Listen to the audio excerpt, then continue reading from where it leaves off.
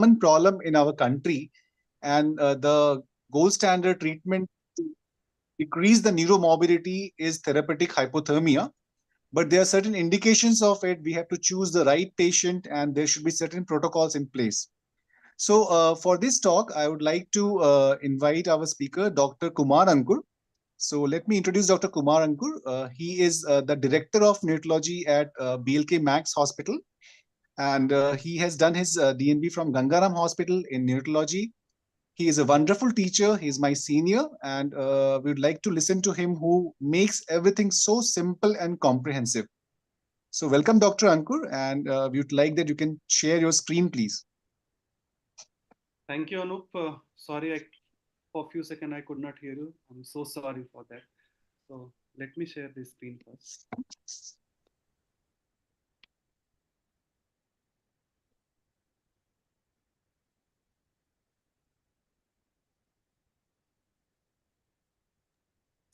चल रही है आपकी स्क्रीन? चल रही है, आवाज आ रही है? हाँ हाँ, आवाज भी आ रही है, चल भी रही है. Okay. Shall I start, sir? Yes, please, Dr. Ankur. Yeah, please start. Thank you, our moderator, Dr. Anup Thakur, for the introductions, and thank you, Anupam sir, IAP Delhi, for inviting me for this important talk. So today I'm discussing about therapeutic hypothermia. So the objective of talk is that I shall be discussing only about therapeutic hypothermia in hypoxic ischemic encephalopathy. I'm not going to discuss about the other thing like the nursing care, the other seizures, other part of treatment of HIE. So I'm also going to discuss about something evidence, what are the controversies and what are the current status of management of HIE. That voice is not clear. Okay, sir. Just a second. अभी clear है? Sushil ji, am I clear? So you're clear. You can increase the speaker volume if you in the laptop maybe.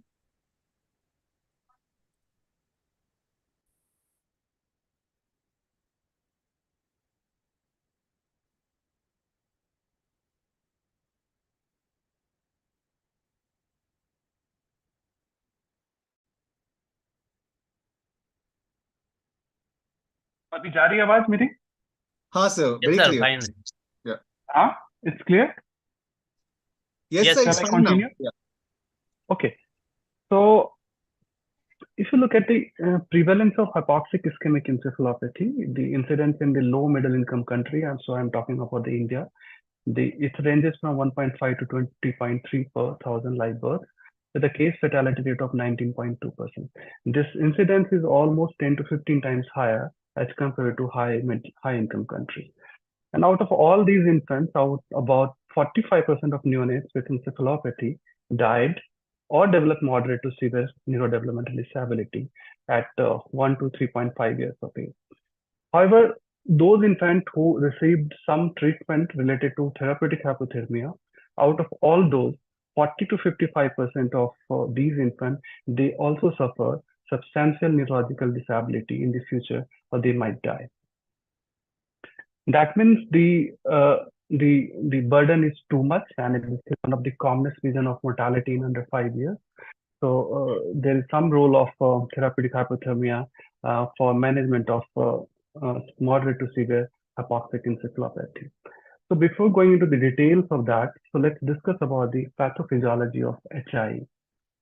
So what happens at the time of perinatal, there is some amount of acute insult leading to hypoxic ischemia, and that leads to primary energy failure in form of decreased ATP productions, leading to acidosis, release of lots of excitotoxic neurotransmitters, then calcium into the cells, and leading to the cell death. So this is known as a primary energy failure, and there is a process of reperfusion injury followed by latent period. And if you don't manage patients right at this point, there are chances of secondary energy failure leading to more cell death, and they can continue to injure the CNS cells till months to years of their life. That means if you look at this brain, so there are few cells which are going to be dead at the immediately after the acute insults, but there are a lot of time to save. If we do some actions during this latent period, we can manage and we can, prevent a lot of cell death. So during the first few hours the first few minutes, we can't do anything to prevent cell death. But during this 6 to 15 hours, we can do, complex treatments like the therapeutic hypothermia to prevent further cell losses and long-term cell injury. If you look at this green bar, yellow bar, and this the purple bar, that shows that if you manage the patient during this period, then you can prevent cell death in the majority of cases. If you delay the treatment, the cell death would be higher and higher. And the severity of cell death would depend on the timing, whether it's acute insult versus the acute on chronic, gestational age. So this severity would depend on timing before delivery, the maturity of the baby. Even after optimal management, the death and disability is in the range of 50%.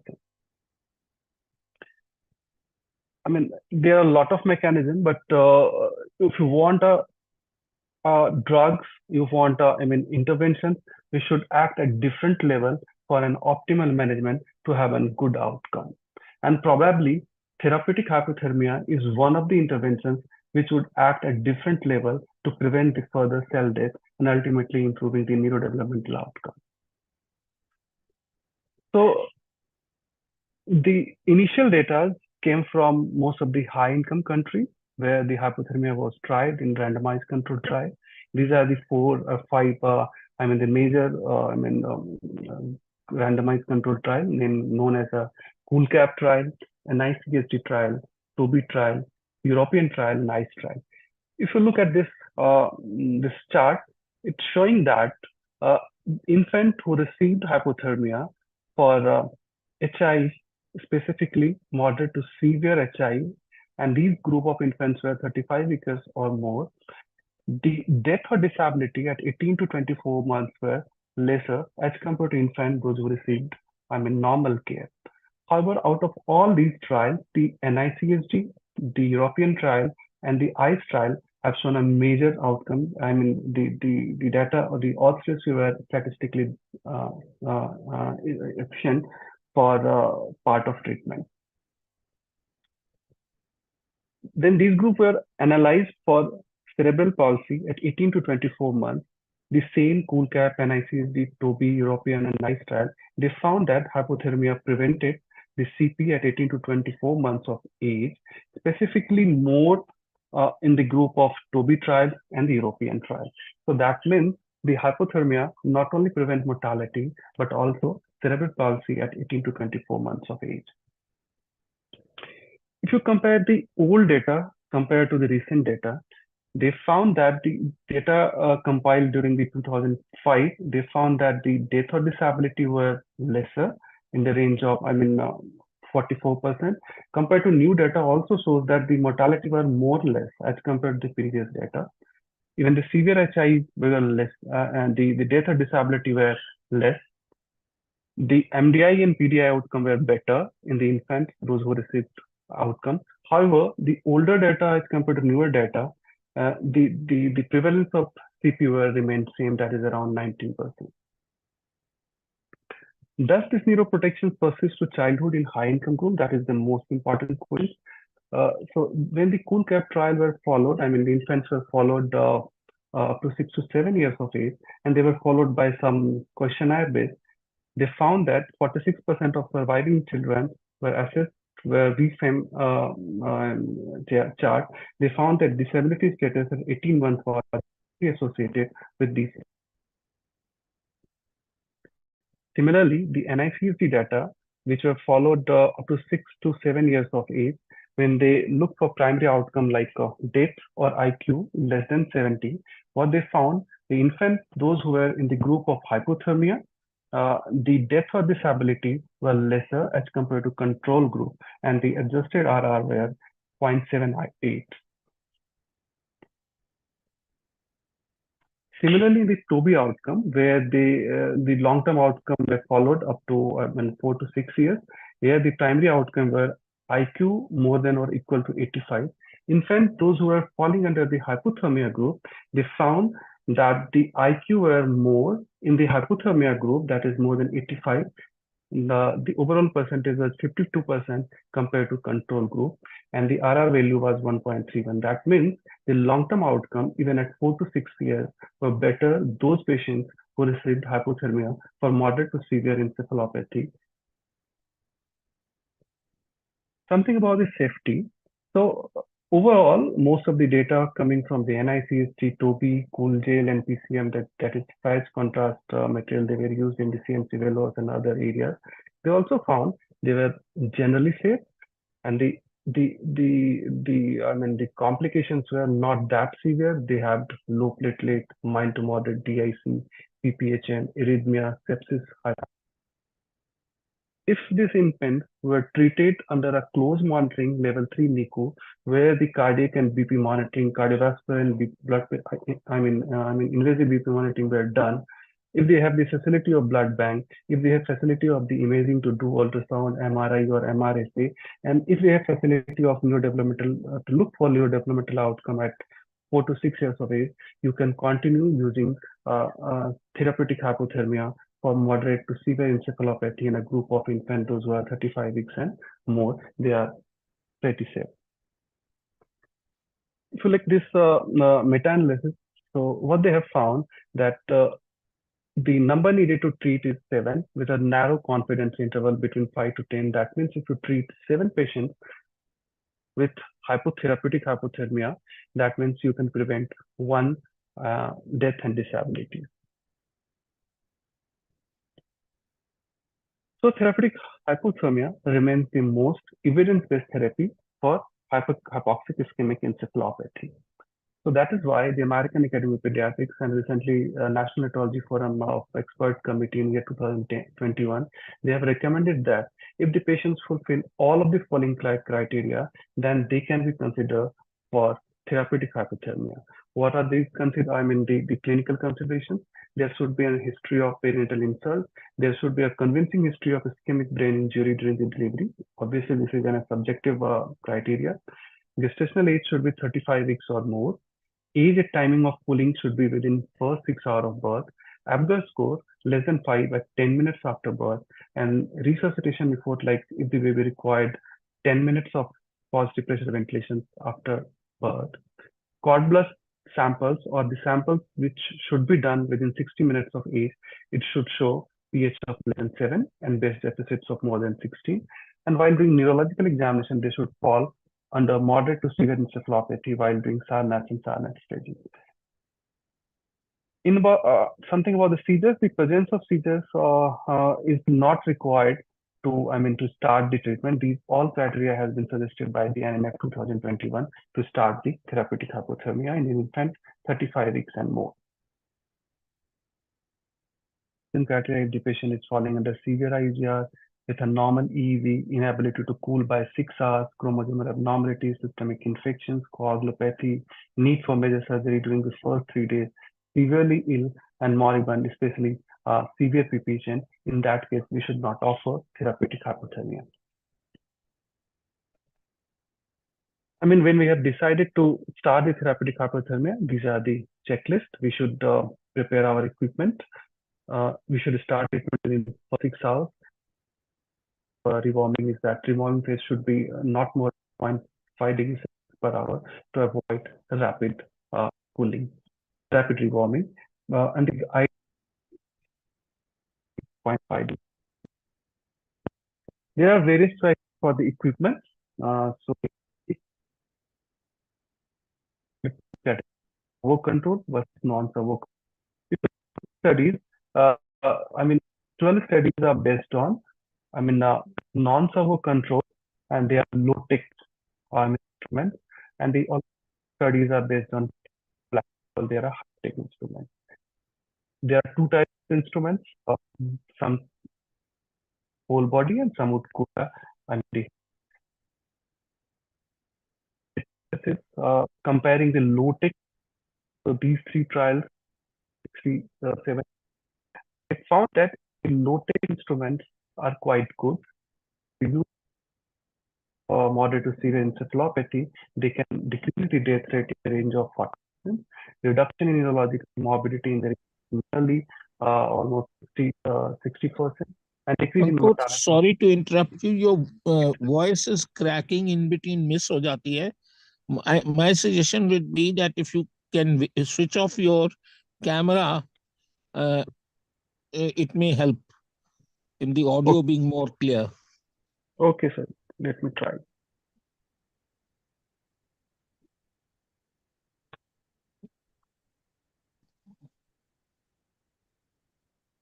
Don't switch off your screen. Just switch off the camera. Yes.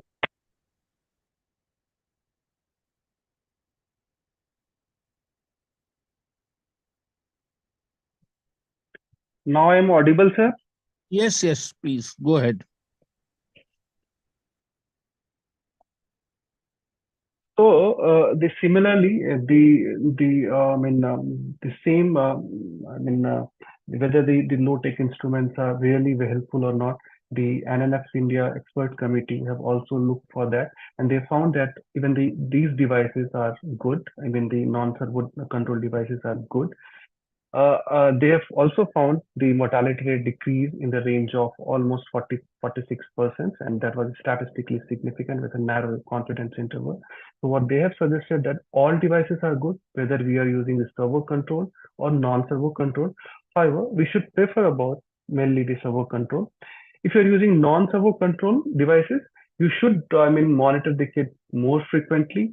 Preferably with a nursing ratio should be 1:1, and close temperature monitoring is required. Obviously, the nursing assessment is very important. You have to closely monitor the temperature after start of, therapeutic hypothermia every 15 minutes continuously till your target achievement is achieved, and then at least hourly. Then you have to do physical examination, neurological examination at least every 8 hourly shifts. And they would include the pupil, the level of consciousness, respiratory insufficiency, seizures, apnea, bradycardia, and signs of raised ICT. And at the same time, we should also monitor about the ECG. If available, continuous EEG. We look for the skin problem like the fat necrosis are not uncommon.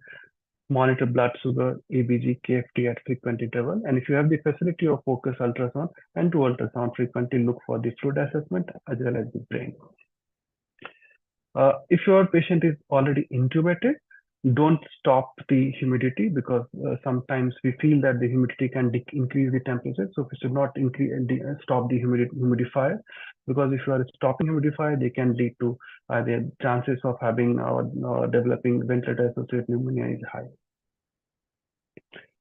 So now, the therapeutic hypothermia remains the most evidence-based therapy for HI, but it is not without clinical controversy. So whether we can use a deeper and longer, when should we start cooling? Can we start cooling within 3 hours? Given the efficacy of therapeutic hypothermia for moderate to severe HI, can we start hypothermia beyond 6 hours of flight?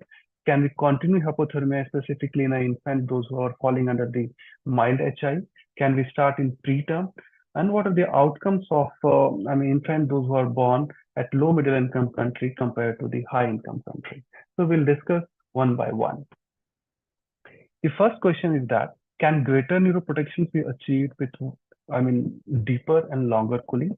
And the rationale behind is that what they have found in the animal model, in sheep model, they found that those sheep having a severe encephalopathy, their deeper nuclei, that is basal ganglia and thalamus temperature, were higher compared to the moderate one. And even the brain temperature were lower at the end of therapeutic hypothermia compared to moderate HI. So on that basis, the idea came that probably deeper, that means less than 33.5 degrees Celsius temperature. Longer, that means if you continue cooling beyond 72 hours would help. Let's see what is the what the data comes. So the design was same. That 35 weeks and plus. Moderate to severe encephalopathy. They were randomized into 4 groups. The one group received 33.5 degrees Celsius for 72 hours. Other group received 32 degrees Celsius for 72 hours. The third group received 33.5 degrees Celsius for 120 hours. And the fourth group received 32 degrees Celsius for 120 hours. And this trial was powered for marginal comparison between 33.5 degrees Celsius versus 32 degrees Celsius and 72 versus 120 hours. Looking at the primary outcome, first we are looking at the longer cooling, that is 72 hours versus 120 hours. There were no difference in the primary outcome. That means there were no difference in the death and disability. However, if you look at separately deaths were higher in infants, those who received longer duration of cooling, that is 120 hours, and it was statistically significant. However, there were no difference in the moderate to severe disability and the rate of CP. There was marginally high, but there was no difference in the statistics. When we compared cooling, that is deeper cooling, that is 32 degrees Celsius versus 33.5 degrees Celsius, what they found that there were no difference in the primary outcome, that is death and disability. However, deaths were marginally higher, but it was not statistically significant. The moderate to severe disability in CP were same. But what they found in the secondary outcome, that the rate of arrhythmia, need for nitric oxide, need for ECMO, prevalence incidence of PPHN and length of stay were higher. Those infants who received hypothermia in the range of 32 degrees Celsius. So, in fact, the NICU mortality, need for INO, ECMO were higher. So that means too much cool for too long period is not safe. So we should stick to our criteria that we should not prolong cooling beyond 72 hours. Something about the early hypothermia, that means can we start therapeutic hypothermia before 3 hours? So in this study by Tyson, they found that infant cools within 3 hours of birth appears to have a better neurodevelopmental outcome compared with infant whose cooling commences between 3 and 6 hours. The outcomes were there were no difference in the complications. The PDI was significantly higher in the early cooling group, and there was no difference in the MDI and cerebral palsy. However, the number of infants were very less. We need more data. We need more robust multicentric trials to say that whether we can start early hypothermia before 3 hours of life. Can we cool between 6 to 24 hours? So standard cooling is that we should start cooling by 6 hours. But some of the infants who are transporting from outside to this, coming to the center where the cooling facility is there. So in this study by Laptop in 2017, they found that if the cooling were continued beyond 6 hours, that means if the infant comes after 6 hours, then they were cool. They found that there was no difference in the mortality, increased mortality. However, there were no benefits also shown. So the adjusted RR was, 0.86, and it was not statistically significant. However, the other outcomes like the Bailey scores, the cognitive, language, motor were slightly marginally better in infants, those who were cooled beyond 6 hours. But still, we need more data to say that whether we should continue therapeutic hypothermia beyond 6 hours of life or not. The second question is that can we start therapeutic hypothermia in mild IPA? There are small data available. So I have included one of the meta-analysis. What they have found that if we start therapeutic hypothermia in infants with mild HI, they found there were no difference in the death and disability. In fact, infants those who received therapeutic hypothermia for mild HI, there were abnormal outcomes as far as short hours are concerned. So they were longer. They needed more feeding in form of gas feeding. The rate of DIC, liver dysfunctions, cardiac dysfunctions were higher in infants those who received hypothermia for mild HI. And even their MRI was not that bad because MRI showed that injury were more in watershed area compared to deep nuclear like the basal ganglia or thalamic damage. Like USA, UK, and Europe, they are still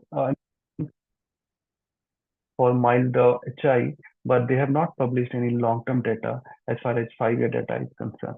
So as of now, we should consider therapeutic hypothermia only for infants that falls under moderate to severe encephalopathy, not for infants, those who are falling under mild encephalopathy. The concern is that because as the standard of it is not part of standard of care as far as AP and MMF is concerned. It is very difficult to select mild HIV cases where we feel that they are actually at higher risk of developing poor long-term outcome or death or disability. So it is very difficult to assess and to select these cases. And probably we need more robust trials before we should consider this in low middle income countries. What about therapeutic hypothermia in low middle income countries? So as far as the role of hypothermia is concerned in high income country, we found that the outcome were very good at 18 months stage, even at long-term outcome were very good. And the number needed to treat was 7. That means if you treat 7 infants, you can prevent one death and disability, one extra death or disability. However, the benefit of therapeutic hypothermia in low middle income country remains unconvincing with different studies and systematic reviews reporting conflicting results. And specifically, after the HELIX trial, the controversy arises more. And this is hypothermia for moderate to severe neonatal encephalopathy in low middle income country, which was published in the year 2021. Here, almost 4 countries were included: India, Bangladesh, Sri Lanka, and most of the centers were from India. It was an open label, phase 3 randomized controlled trial with a masked outcome assessment. Inclusion criteria were 408 term in babies with moderate to severe encephalopathy from 7 tertiary neonatal units in South Asia were included. In the control group, intensive care with avoidance of hypothermia was, the control group, they prevented hypothermia in any form. Intensive monitoring were done as compared to the older study. Intervention study received tacotherm, whole body cooling, 33.5 degrees Celsius for 72 hours. And the primary outcome of death or moderate to severe disability at 18 to 22 months. If you look at the neonatal characteristic, there were no major difference. However, the birth rate was lower as compared to the high income country. Obviously, the low middle income country, the birth rate would be lesser.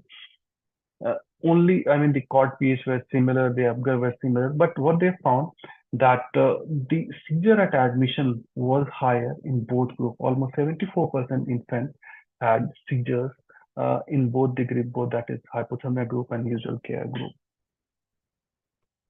If you look at the outcome at hospital discharge, infants, those who received hypothermia had very bad outcome. They had more gastric bleeding, they had persistent hypotension as compared to the infant received usual care.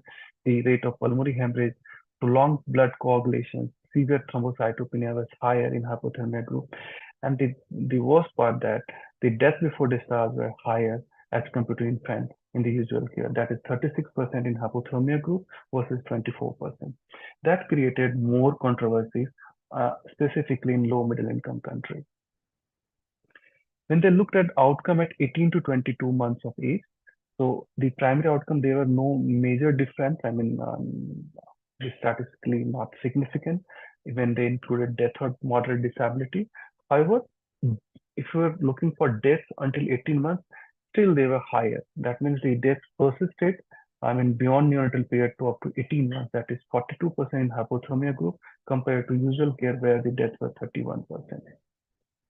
And the other outcome were comparable.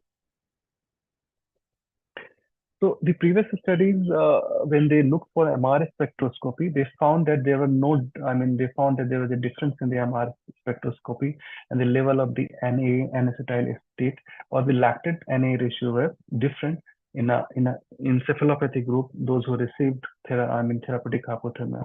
However, in the HELIX trial, they found that there were no difference in the MRI spectroscopy in infant, those who received therapeutic hypothermia compared to infant, those who did not receive. When we look at the differences, comparing the high income group trials versus HELIX trial, in the HELIX trial, the more infants were outborn, 67% versus 45 to 64%. Birth rate were lower as compared to high income country. There were fewer perinatal sentinel events, that is only 11% compared to 43 to 74%. So that was very, very less in HELIX groups. There were only few emergency cesarean delivery were done. That is 20% compared to in other studies in high income country, it was in the range of 73%. There were higher rate of seizures. I mean, almost 70% infants in the helix trial had seizures within first 6 hours. That suggested that probably the hypoxia was not acute, probably it was acute on chronic. The fewer control group infant had at least one episode of hypothermia because all the infants in the control group were intensively monitored for preventing hypothermia. However, in all the LHIC trials, they found that the infants under the control group, they had a higher evidence of hypothermia, and we know that even a shortest duration of hypothermia can lead to more damage of the brain. The fetal environment was not assessed and the data was lacking as far as antenatal and intrapartum status was there. So that's why in the year 2021, the INF did a expert assessment, and they found that three important factors was there. They found that if the COT pH was not less than 7, there was no difference in the outcome. So when the COT pH intervention group was not known, the outcome were not that good. They found that the mean COT pH was not mentioned. In only 11% they have mentioned the COT pH. When the outborn infant was higher, the outcome was not better. Outcome in death and disability was not better if the infant were more of outborn infants. The third point, what they looked for, that when the admission temperature was less than 36 degrees Celsius, the outcome was poor when therapeutic hypothermia was given to that group of infants, and the risk ratio was in the range of 1.5 times higher, and it was statistically significant.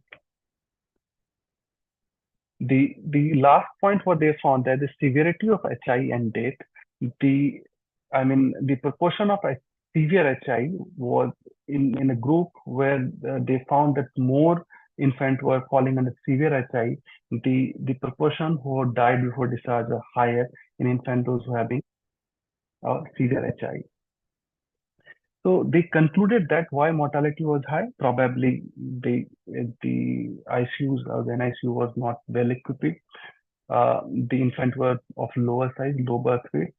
The parental infants were less, in the range of only 11% out there, and probably they have not received the optimal management of respiratory distress, hemodynamic, temperature fluctuations during transport could be higher. Selection of cases of HI was not appropriate. Probably mortality was high because majority of infants had seizures at the time of starting.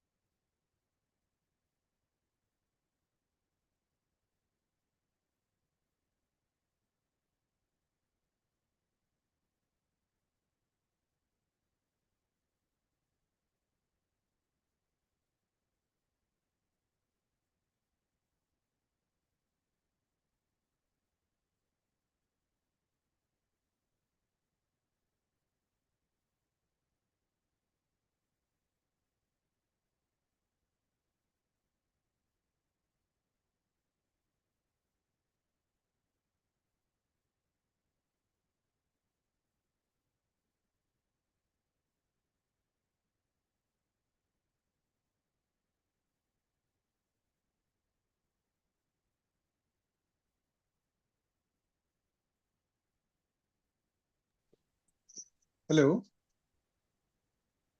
Hello. Hello. Yeah, I Hello. can't. Ankur, yeah, I can't hear Dr. Ankur. Hello. अंकुर, तुम्हारी आवाज नहीं आ रही है.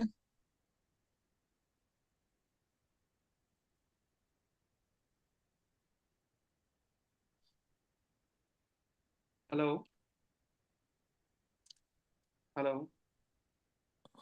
हाँ जी sir, अब ठीक है, बीच में नहीं आ रही थी. I don't know, your network बहुत poor है. So Okay. whether we should continue hypothermia for preterm HI or not. So American Academy of Pediatrics or National Neurology Forum have recommended that we should not use, therapeutic hypothermia for infant 35 weeks or less. However, there are few trials where the therapeutic hypothermia was offered, like in TOBI trial. They have given a therapeutic hypothermia for infant less than 36 weeks, but they have not reported a long-term data for infant for between 34 to 36 weeks. Even in the one registry, they have not, revealed any long-term data for infant those who received therapeutic hypothermia if they were less than 36 weeks. And there is one single center trial by Herrera in 2018. They published a very small study of sample size of 30 infant falling between 33 to 35 weeks. What they have found that the death and disability were in the range of 4 and 8 infants were lost to follow. But there were higher number of complications like DIC, seizures, hypotension were higher in the range of 40 to 50%. Even the persistent acidosis were higher in the range of nearly 37%. So as of now, because the data are not available to start hypothermia for preterm infant that is falling between 32 to 35 weeks, we should stick to the protocol advised by American Academy of Pediatrics and National Neurology Forum, India. Which investigations correlates well with long-term outcome? If you look at the MRI, EEG, and the MRI spectroscopy, when the MRI were done beyond third day, what they have found that the damage was across the whole part of brain when you are including the cerebral cortex, that is frontal, temporal, parietal, and occipital, and they all parts were involved. Even the deep nuclei were involved, basal ganglia, thalamus, putamen, globus pallidus, almost all part of the brain were involved. If that part was involved, so the outcome were poor. That means the IQ were poor in the range of less than 70. Whatever part was involved, whether the cerebral cortex or deep nuclei of the brain. The other part of brain was also involved when they did an MRI, that is anterior limb and posterior limb capsules, the watershed area. If that area was not involved, that was having a better outcome. So brain injury on MRI in TOBI or RCT, the Rutherford have found that the infant, when they followed those who received hypothermia, they found that hypothermia group had a reductions in damage of basal ganglia and thalamus, white matter injury, and the posterior limb of infant capsules. So it was found that one of the greatest predictor of brain injury is that if the injury is happens in the area of posterior limb of internal capsules and the basal ganglia and thalamus, that is deep nuclei, the outcome were poor. But the recently published the MARBLE study, that magnetic resonance spectroscopy assessment of brain injury after moderate hypothermia and neutral encephalopathy, when they look for the MRI spectroscopy and individually they look for the N-acetyl versus N-acetyl lactate ratio and N-acetyl creatinine ratio. Out of all these ratios, they found that the NNA were higher in normal infant compared to infant those who were falling under the severe, moderate to severe encephalopathy. And they found that out of all these ratio, isolated level of N-acetyl acetate MRSA, it's compared to be a best parameter compared to other ratios. When they were correlated with Bailey scales, the more is the NA level, the outcome is the better. When I looked at the motor outcome versus cognitive, language, and speech. So correlation with Bailey scores at 2 years age was comparable with NAA level. Out of all the markers, that is clinical assessment, abnormal EEG, MRI involvement of the cortex, basal ganglia, thalamus, posterior limb of infant capsule, diffusion rotate MRI versus MRI spectroscopy. If you look at the N-acetyl level acetate, they have good, very high sensitivity in the range of 100% and very high specificity in the range of 97%. So out of all these parameters, the MRI spectroscopy is the best parameter to suggest about the prognosis for long-term outcome. Whether hypothermia can be used with other therapy like the other noble gases, melatonin, erythropoietin, allopurinol, magnesium sulfate, and acetyl cysteine. There are few trials are available. None of the studies have shown any good outcome. Even the data are very small to say that whether we should continue hypothermia along with other drugs or not. Like in this multicentric randomized controlled trial of therapeutic hypothermia plus magnesium sulfate versus only therapeutic hypothermia, uh, they used in a dose of 2.5 ml per kg per day for 24 hours, 3 doses. They found that the drug, the magnesium sulfate, was safe, but there was no difference in long-term survival and neurodevelopmental outcome. Even the erythropoietins were used, and erythropoietin acts like a therapeutic hypothermia at different level.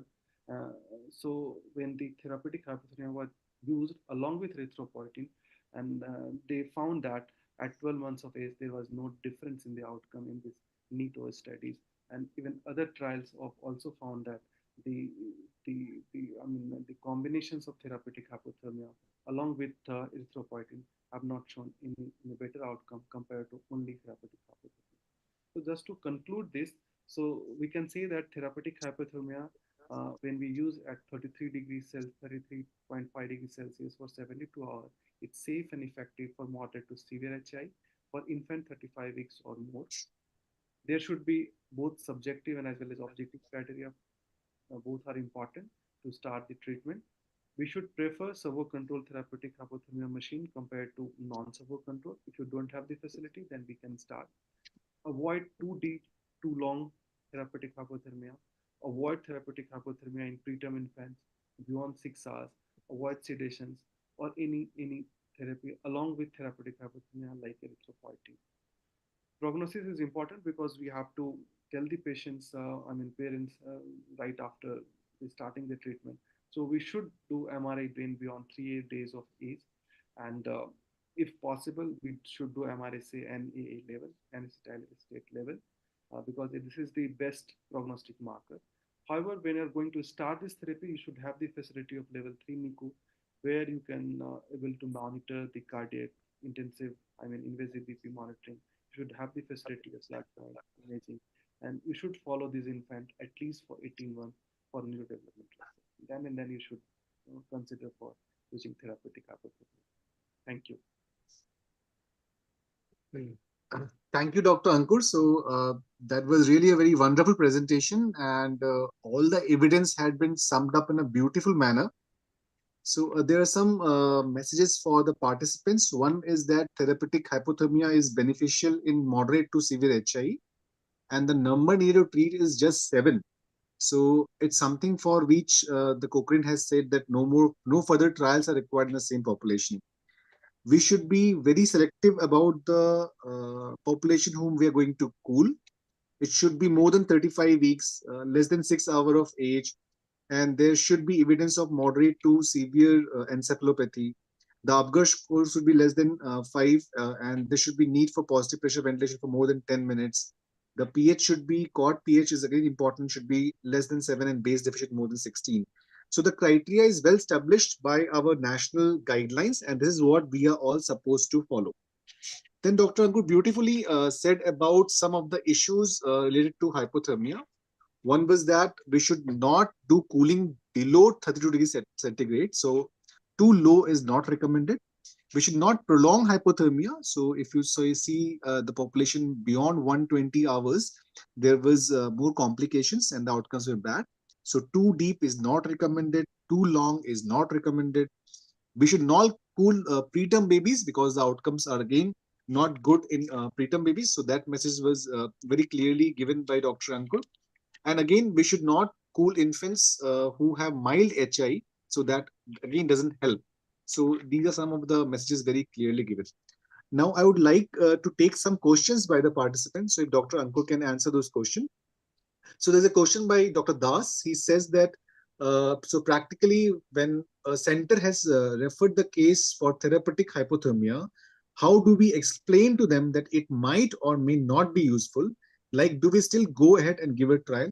What are the practical problems you have faced during your clinical practice? Can you repeat the question, Anup? I could not hear. So basically, he's asking that if the clinician is not sure whether it will work or not, how does he counsel the parent, and what practical problem have you faced during your clinical practice?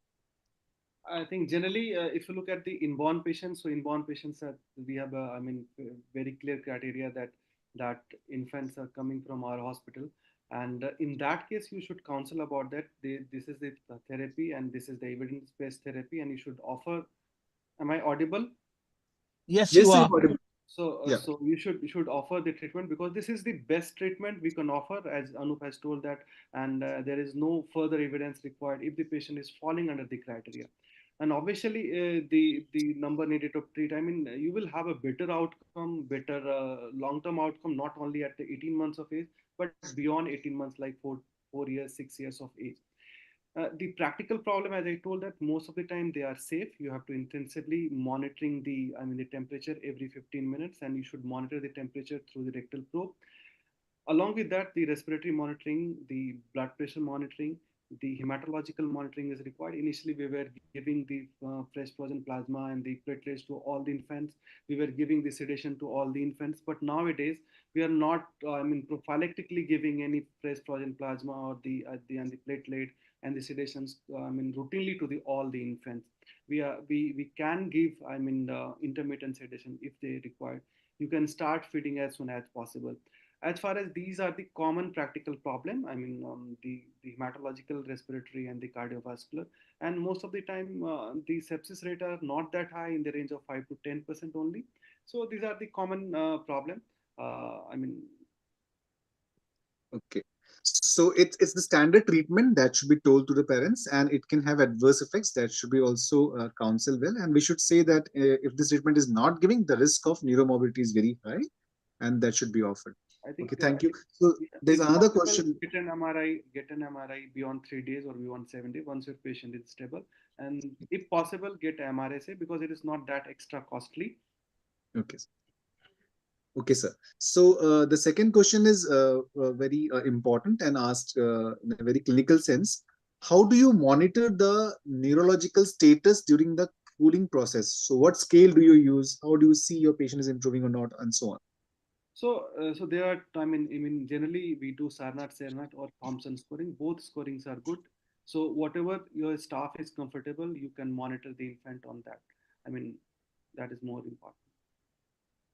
Okay, so Sarnath and Sarnath can be done, and you have Thompson score with which you can objectively know exactly what is the scale of the patient and the neurological depression. So another question is, if during cooling there is severe acidosis, do we terminate the process, or we take the risk of facing bleeding manifestations or IVH secondary to treatment for acidosis? So do we cool if there is severe acidosis? That is the question. I think first you have to look for why this patient is developing acidosis. If your the fluid balances, if you have the cardiovascular instability is not there, and still the patient is acidosis. Obviously, if the patient is bleeding, the IVH is there. In that condition, we can abort the condition. If the patient is having severe PPHN requiring treatment and severe hemorrhage, we have to not only the abort the treatment, we have to counsel the parents that probably it's not going to help the patient in the future outcome improvement. Okay. So if patient is moribund completely, there's bleeding, then we will have to terminate hypothermia, and we have to counsel the parents as well. Now, another question is, can hypothermia per se cause brain injury? Uh, yes, probably the hypothermia can per se. Obviously, the hypothermia is one of the important cause of mortality, and they can cause everything. Even if you are giving if the temperature is very low, the patient can go into the state Ankur sir, not audible again. Sorry. Ankur sir, not audible again. what happened.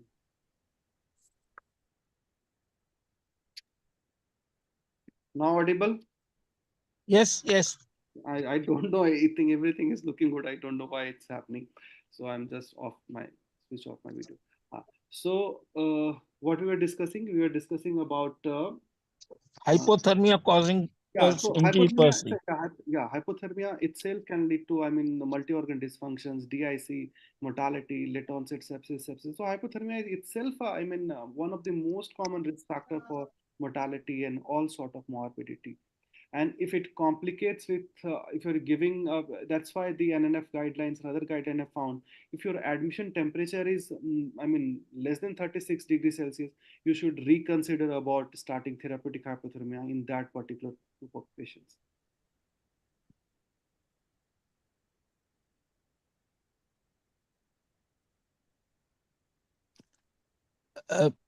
Ankur, Look, hello. yes, sir. There's one more question. Can stem cell therapy be used in combination with cooling? Are there trials supporting it? So I think there are few trials are going on for stem cell therapy, but I mean we have to wait for to get a robust outcome. Then and then we can say. So I haven't reviewed about stem cell therapy for treatment of part of hypoxic ischemic encephalopathy.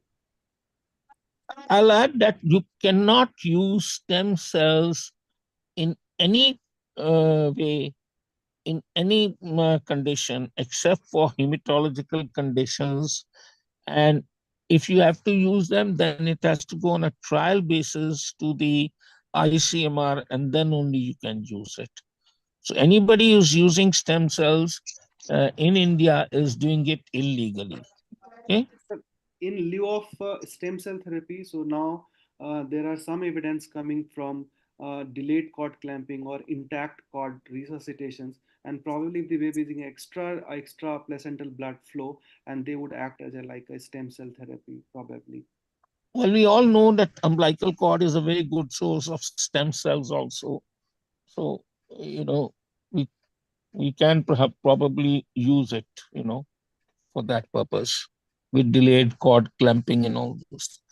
I mean, Yeah. intact cord resuscitation. So if the baby is born depressed, not cried immediately after birth, you start resuscitation, but don't cut the cord. And there are trials coming from one area. So probably 35 and more than 35, given the new American Academy and AHA guidelines suggested that we can consider, I mean, milking in that group of infant. Okay, I think thank you very much, Ankur and Anup, for conducting such a brilliant session and summarizing everything at the end of the lecture. Thank you, both of you, for an excellent delivery, and hope we can get you on board in the future also. Thanks a lot, and to everybody, and good night, everybody. Thank you, sir. Thank you. Thank Good you, night. sir. Thank you. Good night, everyone. Good night.